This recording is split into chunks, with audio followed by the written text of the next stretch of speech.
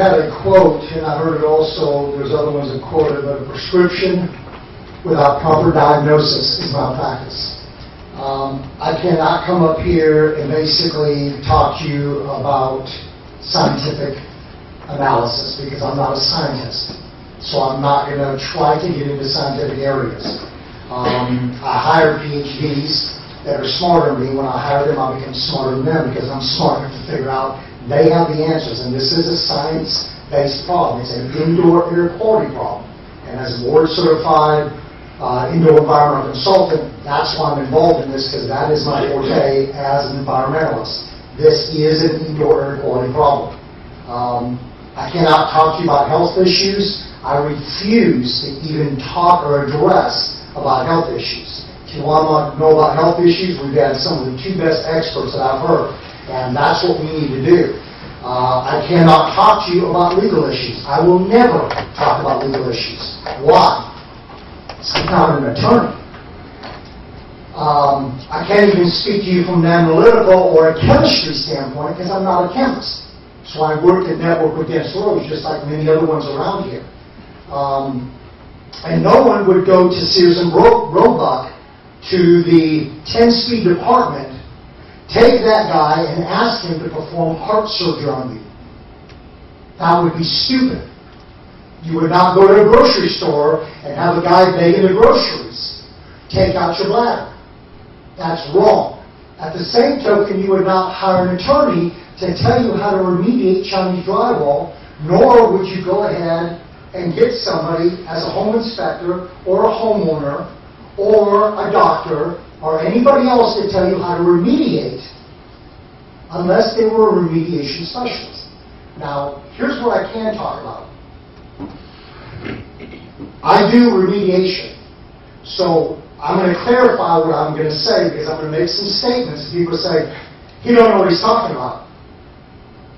This little PowerPoint presentation I prepared is basically to help you understand. I've been scaling buildings for 32 years.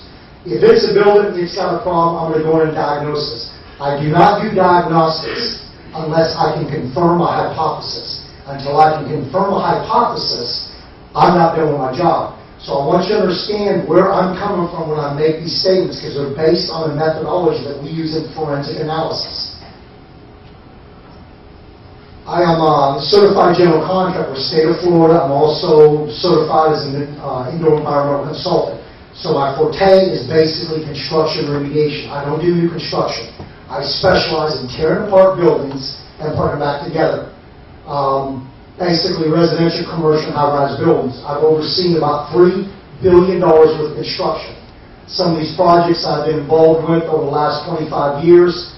We've done as far as $100 million restorations in construction. So I think like a construction guy. I act like a construction guy. But my experience is tearing things apart, putting them back together. So this is where you're going to hear some of my methodology of Chinese drywall remediation because that's what I'm going to address. Now, I averaged about 250 to 300 homes per year that we tore apart and put back together. Spiderman Special Service, about 17 years, which I ran it like the United States Marine Corps. I took the United States Marine Corps methodology, beans, band-aids, and bullets, and we built a corporation that was specially designed for every building, residential, commercial, high-rise building that we built. We put a 10-year labor material warranty on it. 250 to 300 homes a year we did. We averaged 5 callbacks. We did that through a process of redundancies. Most of everything and all the work I've done for Chinese drywall is for one thing: limit a general contractor's liability. If we cannot fix these right, we have no business touching. So I want you to understand, this is where I'm coming from a remediation standpoint, is we have to protect the homeowner. Whoever does anything with Chinese drywall, work for the house. Don't work for the owner, don't work for the contractor, don't work for the attorneys, work for the home. It's the patient. If you fix the home, it's a win-win for everybody. So that's kind of the way we come about this. Now, being a remediation specialist, and I've got about 4,000 case histories, I have 8,500 clients that I've remediated for and helped with their buildings. That's why it came out last year with national press releases saying, if you're doing Chinese drywall remediation, you're probably doing it wrong. I'm not an attorney. I'm not a chemist. I am a remediation specialist. This is what my forte is. This statement was because what they were doing, when I did it in the lab, it failed. Now, me as a general contractor, I don't want to be sued.